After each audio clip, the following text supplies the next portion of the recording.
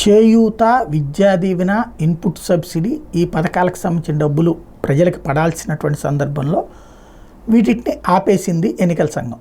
ఆసరా, చేయూత అనేమో screening కమిటీకి పంపించారు, మిగతా రెండింటినేమో ఆపేశారు. అది ఎలక్షన్లు అయ్యాక పెట్టుకోమన్నారు.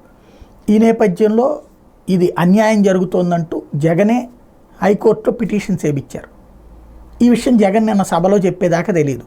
పిటిషన్లు ఎవరో విద్యార్థులు వేశారు, రైతులు వేశారు అన్నటువంటిది విన్నాం. కానీ ఆ తర్వాత జగనే నేనే కోర్టుకి ఎక్కాను అన్నటువంటి పాయింట్ చెప్పుకొచ్చారు. ఇక్కడే ప్రధానమైనటువంటిది ఏంటంటే, నిన్న రైతులకు ఇన్పుట్ సబ్సిడీ, విద్యార్థులకు విద్యా దీవెన, మహిళలకు వైఎస్ఆర్ చేయూత నిధులు పంపిణీ చేసేందుకు ఎన్నికల సంఘం అనుమతి నిరాకరించాలని సవాల్ చేస్తూ రైతులు, విద్యార్థులు ఓ గృహిణికి హైకోర్టును ఆశ్రయించారు. ఎన్నికలు పూర్తయ్యేంత వరకు ఇన్పుట్ సబ్సిడీ, విద్యా దీవెన, వైఎస్ఆర్ చేయూత నిధులు పంపిణీని వాయిదా వేయాలంటూ ఈసీ నెల 4న జారీ చేసిన లేఖను రద్దు చేయాలని కోరుతూ అనంతపురం, గుంటూరు, పల్నాడు జిల్లాలకు చెందిన రైతులు, విద్యార్థులు ఓ గృహిణి హైకోర్టులో వేరువేరు పిటిషన్లు దాఖలు చేశారు. వాళ్ళకి అంత డబ్బులు ఉంటే అసలు ఈ సంక్షేమ పథకాలు ఎందుకు హైకోర్టులో పిటిషన్ వేయాలంటే ఎంత డబ్బులు అవుతుంది, లాయర్లకు ఎన్ని లక్షలు ఖర్చు అవుతుంది, అంత పెట్టి చేయాలంటే వీళ్ళకి సాధ్యం అవుతుందా అంటే జగనే వేయించాడు అన్నట్టు తెలుస్తుంది.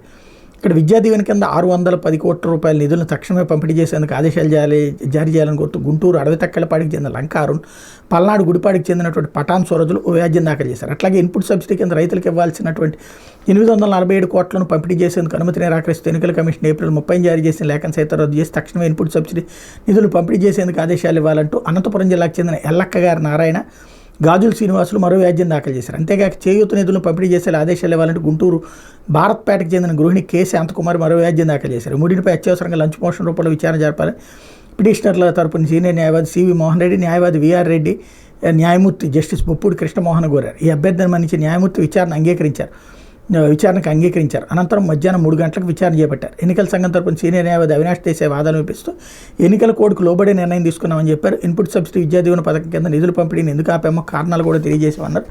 ఇన్పుట్ సబ్సిడీ, విద్యా దీవెన నిధుల పంపిణీ విషయంలో ఎన్నికలు పూర్తయ్యే వరకు ఎందుకు ఆగలేరో వివరిస్తూ రాష్ట్ర ప్రభుత్వం తమకు వింతపత్రం సమర్పిస్తే దాన్ని పరిశీలించి తగిన నిర్ణయం వెలువరిస్తామని హైకోర్టుకు వివరించారు.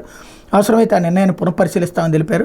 ఇలా అందరి వాదనలోని న్యాయమూర్తి అవినాష్ చెప్పిన వివరాలను పరిగణలోకి తీసుకున్నారు. రాష్ట్ర ప్రభుత్వం తాజాగా సమర్పించే వినతి మీద తీసుకున్న నిర్ణయాన్ని తగిన ప్రొసీడింగ్స్ ద్వారా కోర్టు ముందుంచాలని కేంద్ర ఎన్నికల సంఘాన్ని ఆదేశించింది.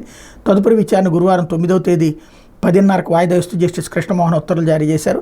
పిటిషన్ల తరపున మోహన్ రెడ్డి వాదనలు వినిపిస్తూ ప్రకృతి విపత్తుల కారణంగా పంట కోల్పోయిన రైతులను ఆదుకునేందుకు రాష్ట్ర ప్రభుత్వం ఇన్పుట్ సబ్సిడీ కింద సాయం అందిస్తోందన్నారు.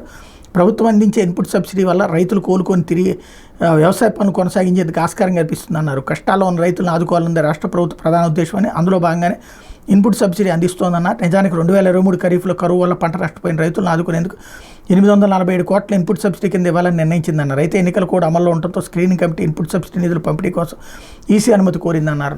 వార్తనే హైలైట్ చేశారు. అదేదో క్రిందటి నెల అయినా ఇవ్వచ్చు ఈ కోడ్ రాకముందు, కాకపోతే అప్పుడు వదిలేసి ఇప్పుడు ఈసీ మీదకి నెట్టేస్తున్నారు అన్నమాట.